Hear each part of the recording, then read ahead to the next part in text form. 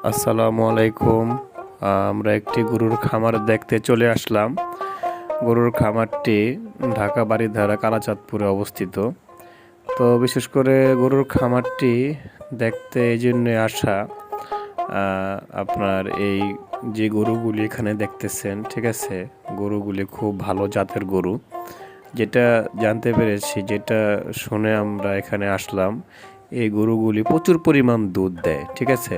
এক একটা গরু আপনার প্রতিদিন মনে করেন যে 30 থেকে 40 লিটার পর্যন্ত দুধ দেয়, ঠিক আছে।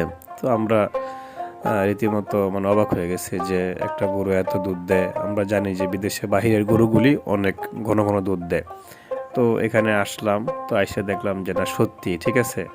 আমরা সামনে থেকে এই যিনি গরুকে পরিদর্শন করেন বা গরুগুলি যত্ন করেন তার মুখে শুনলাম এবং দেখলাম যেন এক একটা গরু আপনার প্রায় প্রতিদিন 30 লিটার, 35 লিটার, কি এমনকি 40 লিটার দুধ দেয়, ঠিক আছে।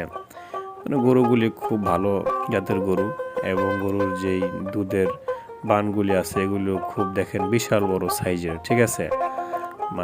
যেই পরিমাণ দুধ দেয়, এগুলি পুরা ধারণার বাইরে, ঠিক আছে। প্রচুর পরিমাণ দুধ দেয় এবং এই গরুগুলি খুব ভালো জাতের গরু, ঠিক আছে।